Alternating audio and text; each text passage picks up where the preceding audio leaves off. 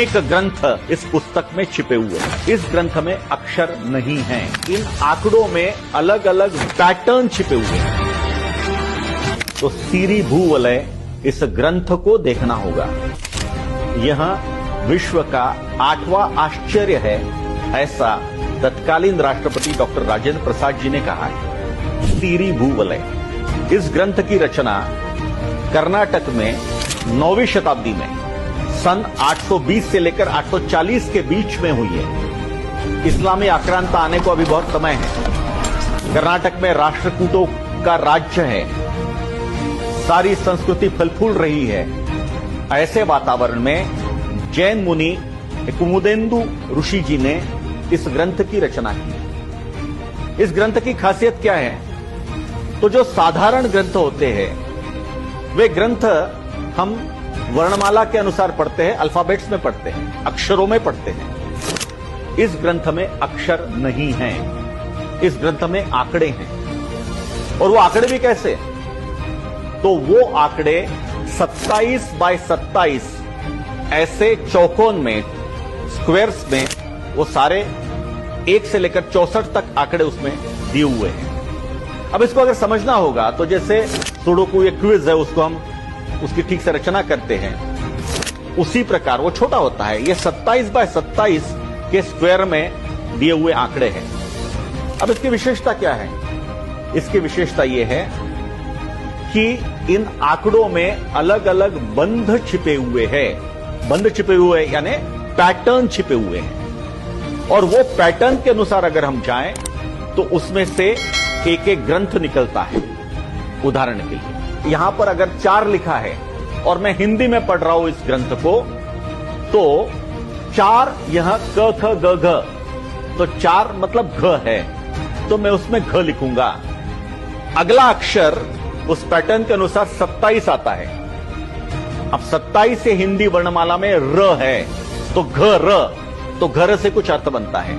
इस प्रकार से अगर मैं ऐसा पढ़ते जाऊंगा तो मैं हिंदी में एक ग्रंथ पढ़ रहा हूं। मान लीजिए हिंदी में रामायण यह ग्रंथ पढ़ रहा हूं। उन्हीं आंकड़ों को लेकर दूसरे बंध से, दूसरे पैटर्न से मैं तेलुगु में महाभारत पढ़ सकता हूं। उन्हीं आंकड़ों को लेकर मैं दूसरे पैटर्न से संस्कृत में कोई एक आयुर्वेद का ग्रंथ पढ़ सकता हूं। उन्हीं पैटर्न को लेकर, उन्हीं आंकड़ों को लेकर अलग पैटर्न से मैं कन्नड़ के किसी दूसरे ग्रंथ का आनंद ले सकता हूं। ऐसे अनेक ग्रंथ इस पुस्तक में छिपे हुए हैं। मुनि कुमुदेंदु जी का कहना है कि 17 लिपि, स्क्रिप्ट और 718 भाषाओं में, इसमें डायलेक्ट्स भी शामिल है, अनेक ग्रंथ इसमें पढ़े जा सकते हैं। ये एक प्रकार की कोडिंग सिस्टम है और अद्भुत है।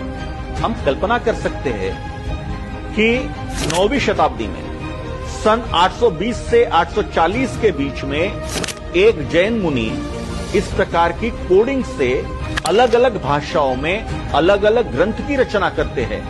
यह अपने आप में अद्भुत है। मानवीय बुद्धि की जो पराकाष्ठा है उसको यह साबित करता है। यह ग्रंथ मिला कैसे?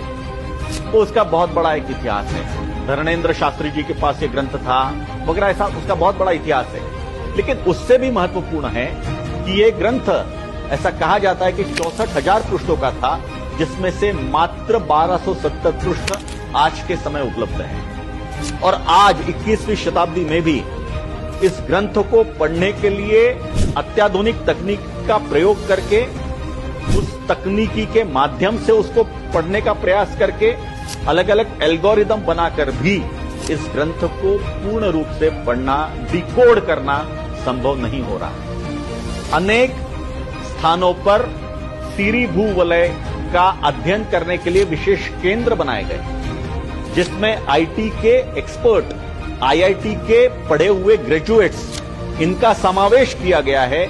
इसके बावजूद भी ऐसे 56 अध्यायों में से 2 या 3 अध्याय ही, और वो भी मात्र कुछ भाषाओं में ही डिकोड करना संभव हुआ है। यह अद्भुत, जबरदस्त है। एक आदमी की प्रतिभा, एक आदमी की प्रज्ञा इतनी जबरदस्त हो सकती है, इसका दूसरा उदाहरण नहीं है। और आज तक लोगों को समझ में नहीं आ रहा है कि एक ग्रंथ में इस प्रकार के अनेक ग्रंथ, एक प्रकार से हम कह सकते हैं यह एनसाइक्लोपीडिया है, विश्वकोश है, ज्ञान का विश्वकोश 9वीं शताब्दी में।